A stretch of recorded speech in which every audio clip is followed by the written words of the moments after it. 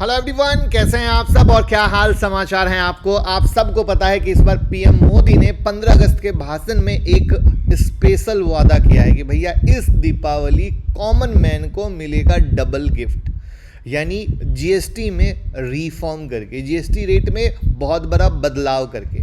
तो इससे होगा कॉमन मैन के जेब पर फायदा, खर्च घटेगा, लाइफस्टाइल बढ़ेगी, ऐसा कहा जा रहा है। तो अब आज की वीडियो में हम वन बाय वन बहुत सारे सवाल हमारे पास इंस्टाग्राम पे आए थे जो टीवी वाले भी पूछने से डरते हैं और पब्लिक भी सरकार से करना चाहती है। वो तो करेंगे ही करेंगे, साथ में स्टॉक मार्केट में क्या असर होगा, किस सेक्टर पर असर होगा, किस शेयर में तेज़ी होगी, किस शेयर में मंदी होगी, और क्या ये पॉलिटिकल ड्रामा है, हर चीज़ को कवर करेंगे। तो चलिए बिना टाइम वेस्ट किए शुरू करते हैं, और शुरू से शुरू करते हैं क्योंकि कहानी तभी आपको समझ में आएगी। लेकिन पहली बार आए हैं तो चैनल को सब्सक्राइब कर लीजिएगा, और मैं आपको गारंटी देता हूं कि जब आज की ऑथेंटिक न्यूज़ सुनिएगा तो आपको बहुत आई ओपनर मिलेगा।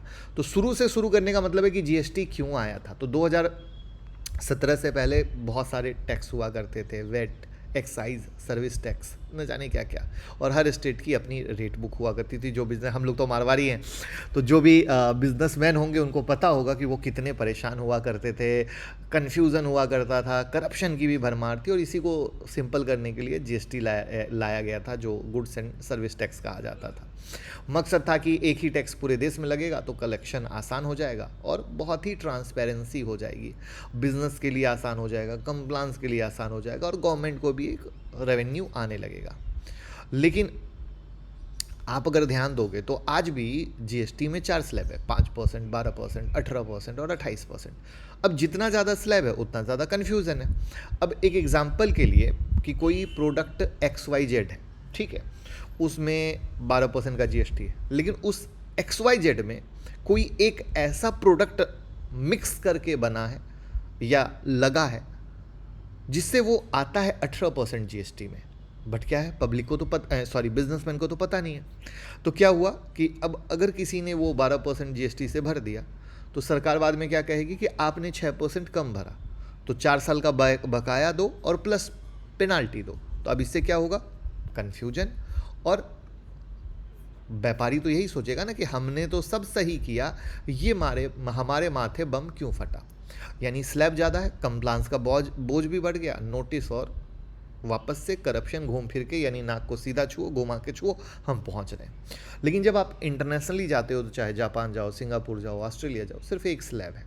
फ्रांस, यूके, जर्मनी जाओ, 2 स्लैब है, और इंडिया में 4 स्लैब। और आपको एक चीज़ बता दूं कि कभी 32% भी स्लैब का प्रपोजल था। दैट मीन्स कि 4 की जगह 5 भी हो सकता था। तो यानी भारत में जीएसटी का जो वन नेशन वन टैक्स था वो तो पूरा नहीं हुआ।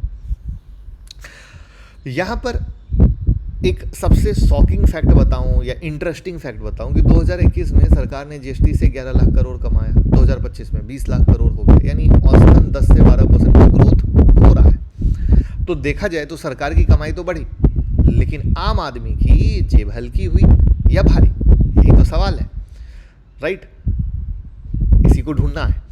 तो जीएसटी लाया गया था चीज़ों को सिंपल करने के लिए, लेकिन 4 स्लैब सिस्टम को कर दिया मुश्किल, व्यापारी भी परेशान, आम जनता भी परेशान, और इसीलिए अब सरकार नेक्स्ट जेन जीएसटी रिफॉर्म लाने की बात करिए, एक गेम चेंजर, राइट? यहाँ तक तो अब पुरानी कहानी क्लियर। तो अब बदलाव क्या होने वाले हैं, तो देखिए, जैसा कि अभी अगर जो 4 टैक्स स्लैब हैं उसमें 5% में जरूरी सामान है, जैसे आटा, चावल, बेसिक फूड्स, 12% में packing food, butter, mobile, processed item है, 18% में ज़्यादातर सर्विसेज हैं, कंज्यूमर गुड है, और 28% में लग्जरी और सिन गुड है, यानी cigarette, cold drink, car, bike आदि, एसी और एसी, राइट, जैसी चीज़ें हैं लग्जरी और सिन गुड के अंदर में, दोनों का कॉम्बिनेशन। तो अब इससे क्या हो गया, कन्फ्यूज़न भी बढ़ रहा है और डिस्प्यूट भी बढ़ रहे हैं। तो अभी तक रिपोर्ट है, ऑफिशियल कुछ नहीं है, जो भी मैं बोलने जा रहा हूँ ऑफिशियल कुछ नहीं है, रिपोर्ट है कि सरकार इसको सिंप्लीफाई करना चाहती है और 4 को घटा के 3 पे लाना चाहती है। 5% में जो रोज़मर्रा की चीज़ें हम यूज़ कर रहे हैं वो आ जाएगी, 18% जो है स्टैंडर्ड रेट बनेगा जिसमें ज़्यादातर सामान और सर्विसेज आ जाएगा, और एक नया लाएगी सीधा 40% वाला, ठीक है, सीधा 40% वाला, ठीक है, वहाँ पर लग्जरी आ जाएगा और सिन गुड आ जाएगा। इसका मतलब क्या हो गया, 12% स्लैब हटेगा और 28% स्लैब हटेगा। बट यहाँ पे कन्फ्यूज़न क्या है, कन्फ्यूज़न ये है कि 12% स्लैब हटेगा तो आइटम या तो 5% में आएंगे या 18% में आएंगे, 20% स्लैब हटेगा तो आइटम या तो 18% में आएंगे या 40% में आएंगे, और यहीं से होगा गेम। तो यहाँ पे रिपोर्ट के मुताबिक, जो बहुत सारी रिपोर्ट है, मीडिया रिपोर्ट है, ऐसा कहा जा रहा है कि 12% वाले 99% आइटम को 5% स्लैब में शिफ्ट किया जाएगा, 28% वाले ज़्यादातर आइटम को 18% में शिफ्ट किया जाएगा और कुछ को 40% में लाया जाएगा। और 40% वाले स्लैब में जो अभी तक बात हो रही है उसमें सिगरेट, टोबैको, पान मसाला, लग्जरी कार और शायद कोल्ड ड्रिंक आ सकता है। ये ऑफिशियल नहीं है, रिपोर्ट के मुताबिक है। रिपोर्ट यानी जो मीडिया हाउस पब्लिकेशन होती है। अब ये बदलाव क्यों है, क्योंकि आम आदमी को रिलीफ मिल सके, कंप्लान आसान हो सके, कम स्लैब, कम कन्फ्यूजन और रेवेन्यू का बैलेंस हो सके। अब सरकार क्या कर रही है, जहाँ 40% में जिन चीज़ों को लेकर जाएगी तो जहाँ पर वो घटा रही है उससे रेवेन्यू घटेगा, लेकिन जहाँ पर 40% में जाएगा तो उसको बराबर कर सके, ऐसी कोशिश है। अब जैसे ही ये चीज़ आई तो एफएमसीजी और कंज्यूमर गुड जैसे शेयर में हलचल देखी गई, ठीक है। तो अब यहाँ पर एनालिस्ट का मानना या मेरा भी ये मानना है कि अगर 12% वाले ज़्यादातर प्रोडक्ट 5% में आ गए तो कंजम्पशन सेक्टर को सुपर डुपर बूस्ट मिलेगा, इसमें कोई कंफ्यूजन नहीं। लेकिन यहाँ पर अनसर्टेनिटी तो क्रिस्प और क्लियर है कि कौन सी चीज़ किस स्लैब में जाएगी। अगर 12% वाले हाई वॉल्यूम आइटम 18% में चले गए तो जनता को लगेगा झटका, 28% वाले लग्जरी आइटम 40% में गए तो उन कंपनियों पर दबाव, राइट। तो अब अभी तक रिपोर्ट के मुताबिक 3 स्लैब क्या हुआ, 5%, 18% और 40%, और सरकार इसे कह रही है नेक्स्ट जेन जीएसटी रिफॉर्म। लेकिन गेम क्या, कौन सा आइटम किस स्लैब में जाएगा, राइट।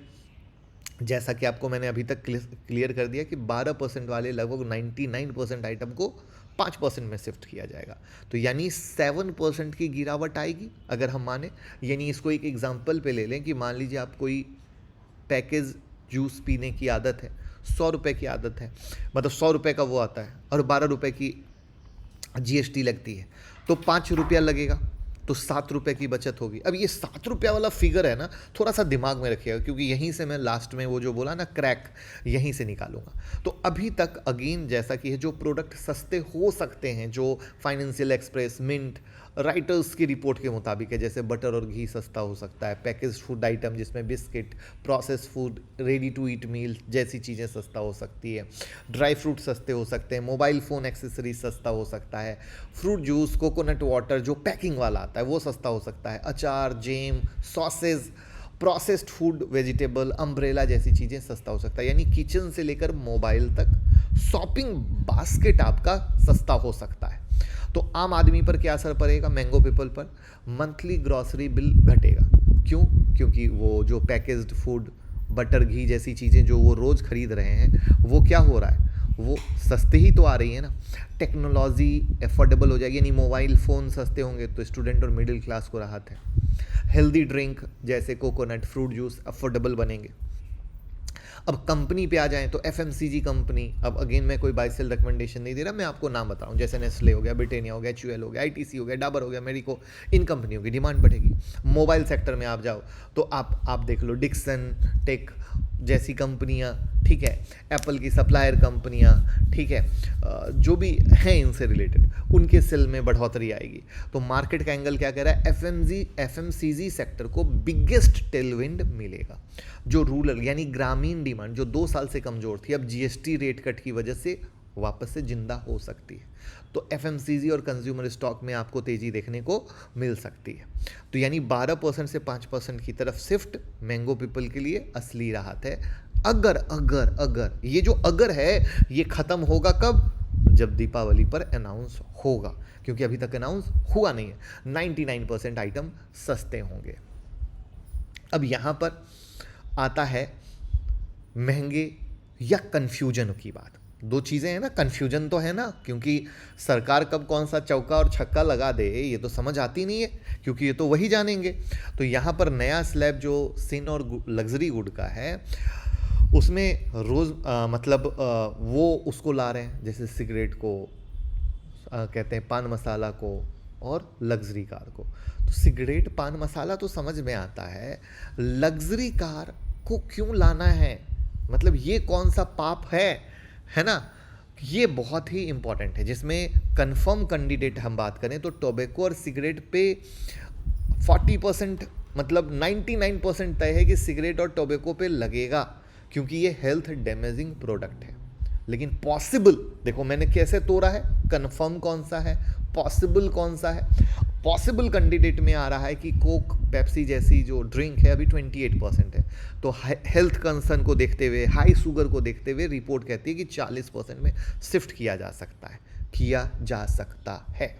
वहीं पर लग्जरी कार, स्पोर्ट्स बाइक पर 28% जीएसटी है, तो संभावना है कि सरकार कहे भैया जो महंगी कार खरीद रही है उससे हम और ले सकते हैं, तो 40% स्लैब में डाल दिया। तो शायद 50-60 लाख रुपए से ऊपर की कार को लग्जरी कार माना जाता है, तो वो महंगी हो सकती है। लेकिन सवाल यह है कि जो 100 से 150 सीसी की छोटी बाइक आती है, क्या उस पर भी ये टैक्स स्लैब आएगा? तो ये जो एक कन्फ्यूजन है, क्वेश्चन मार्क है, जब तक क्लियर नहीं होता है मुश्किल है। तो यहाँ पर मुझे जो पर्सनली लगता है कि भैया टोबैको सिगरेट पे आप लगा रहे हो बिल्कुल सही है, हम मना नहीं करते हैं, होना भी चाहिए, और मुझे लगता है आप भी मानोगे। लेकिन लग्जरी कार और स्पोर्ट्स बाइक पर अगर आता है तो ये बिल्कुल गलत है। अब कन्फ्यूजन कहाँ है? एसी, फ्रिज, वॉशिंग मशीन 28% में आते हैं। उम्मीद बिल्कुल ये है कि इनको 18% में शिफ्ट किया जाएगा, क्योंकि अब ये लग्जरी नहीं है, ज़रूरत बन गई है। लेकिन अगर गलती से भी 40% हो गया तो मिडिल क्लास के लिए झटका है। तो अब स्टॉक मार्केट इम्पैक्ट की अगर हम बात कर लें तो निगेटिव इम्पैक्ट किस पे? टोबैको कंपनी जैसे आईटीसी है, गोल्डफ्रे है, वीएसटी इंडस्ट्री है, कोल्ड ड्रिंक है। अगर आता है, देखो अब ध्यान से, अगर और मगर बहुत लगा हुआ है, इसको भूलना बिल्कुल नहीं। वरुण बेवरेज, लग्जरी ऑटो जैसे टाटा मोटर का जो जेएलआर सेगमेंट है, महिंद्रा एंड महिंद्रा का एसयूवी सेगमेंट है जो अपर क्लास में जाएगा, तो वहां पर भी कैसे आता है? मिक्स इंपैक्ट क्या है? अगर स्मॉल बाइक 18% में चली गई, 28 से 18 में चली गई, तो hero MotoCorp, Bajaj auto, TVS के लिए अच्छा होगा। लेकिन अगर 40% में चली गई तो निगेटिव हो जाएगा, राइट। अब हर किसी के मन में सवाल है कि पेट्रोल और डीजल जीएसटी में आएंगे क्या, क्योंकि ये है असली मसला। तो देखिए फिलहाल जीएसटी तो लागू है नहीं, इनके दाम कौन तय करते हैं? सेंट्रल गवर्नमेंट एक्साइज ड्यूटी तय करती है और राज्य सरकार वेट तय करती है, और ऊपर से डीलर का मार्जिन अलग। नतीजा क्या होता है? पेट्रोल डीजल का कीमत 40% टैक्स ही होता है। तो अगर मान लीजिए कि पेट्रोल का बेस प्राइस 45 है, 100 तक पहुंचता है सिर्फ टैक्स और मार्जिन जोड़ के। तो अगर जीएसटी में आ गया और मान लीजिए कि 28% का टैक्स लगा, और मान लीजिए कि बेस प्राइस 45 है, तो 28% का जीएसटी होगा 12.6, फाइनल प्राइस कितना होगा? 58 से 60 रुपया, यानी पेट्रोल सीधा 35 से 40% सस्ता हो जाएगा। अब सरकार अभी तक क्यों नहीं ला रही है? रेवेन्यू लॉस करना। पेट्रोल डीजल से सरकार को सालाना लाखों करोड़ टैक्स मिलता है, तो जीएसटी लग गया तो सेंटर और स्टेट को घाटा हो जाएगा, ठीक है। अब एक चीज़ ये समझ लीजिए कि पेट्रोल डीजल जैसे ही सस्ता हुआ तो महंगाई तो खुद ब खुद कम हो जाएगी, लेकिन रेवेन्यू गिर जाएगा, उतना ही बड़ा डर है। फिस्कल डिफिसिट बढ़ेगा, उतना ही बड़ा डर है। तो यहाँ पर अगेन जो फाइनेंशियल एक्सपर्ट है उनका मानना है कि भैया पेट्रोल डीजल पर जीएसटी आने की संभावना बहुत कम है। तो यानी अगर जनता का नज़रिया देखें तो आम जनता को लगता है कि सरकार जीएसटी जो घटाएगी राहत देगी, लेकिन अगर सरकार का एंगल देखा जाए तो कहीं ना कहीं इलेक्शन कार्ड हो सकता है। आपका क्या मानना है कमेंट में बताइएगा, आपको राहत दे रही है या पॉलिटिकल गेम कर रही है, यानी इलेक्शन कार्ड खेल रही है, कमेंट में बताइएगा। लेकिन यहाँ पर अगर, जो कि होगा नहीं, बट 2 मिनट के लिए सोच लीजिए कि पेट्रोल डीजल जीएसटी में आ जाए, तो पॉजिटिव है ऑटो सेक्टर के लिए, लॉजिस्टिक कंपनी के लिए, सीमेंट के लिए, एविएशन के लिए, और निगेटिव है ऑयल मार्केटिंग कंपनी के लिए। लेकिन अगर जीएसटी नहीं आया, जो कि मैक्सिमम लेवल पे संभव है, तो एज इट इज़ रहेगा, कोई फ़र्क नहीं पड़ने वाला है। फ़र्क जिस सेक्टर पे पड़ने वाला है वो ऑलरेडी मैंने बता दिया। तो अब सवाल है जीएसटी रिफॉर्म का सीधा असर स्टॉक मार्केट पे कैसे क्या होगा। यहाँ तक समझ में आया हो तो लाइक का बटन दबा के और चैनल को सब्सक्राइब कर लीजिएगा। और यूट्यूब मेंबरशिप आप ज़रूर ज्वाइन करें अगर अभी तक ज्वाइन नहीं किया है तो। भैया यूट्यूब मेंबरशिप में उस लेवल की लर्निंग मिलती है, हर संडे की वीडियो या लाइव मार्केट अपडेट, जो आपको कहीं नहीं मिलेगी, सिर्फ 799 रुपये में। अब एफएमसीजी सेक्टर क्यों पॉजिटिव है इसको समझने की कोशिश कीजिए। Biscuit shop, shampoo, detergent, daily खाने का सामान क्या होगा, 18% या उससे कम होगा। और ग्रामीण क्षेत्र की डिमांड बढ़ेगी, रोज़मर्रा की चीज़ें सस्ती होंगी, तो HUL, Dabur, Marico, ITC, Britannia अच्छा है। तो यानी कंजप्शन थीम वापस से आएगा। ठीक है। ऑटो सेक्टर में अभी तक ऐसा माना जा रहा है कि सही रहेगा, है ना।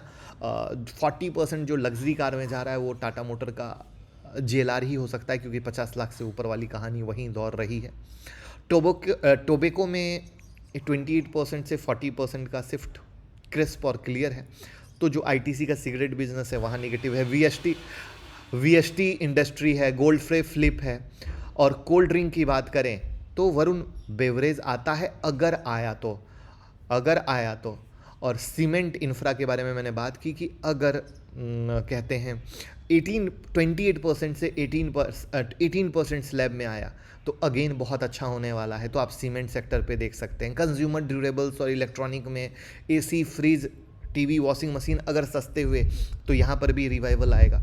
गलती से 40% में ना चला जाए तो यहाँ पर वोल्टास, वर्लपूल, हैवेल्स, डिक्सन जैसी कंपनियाँ, लेकिन अगर लग्जरी में डाल दिया तो टेंशन है। तो आपको इस तरीके से सरकार का मतलब थॉट प्रोसेस कोई नहीं पकड़ सकता, इसलिए हमें हर एंगल से ध्यान रखना पड़ेगा।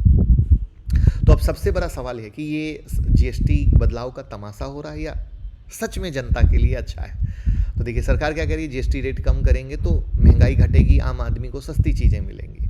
राइट, यही तो हुआ ना, क्योंकि साबुन होगा सस्ता, शैम्पू होगा सस्ता, बिस्किट होगा सस्ता।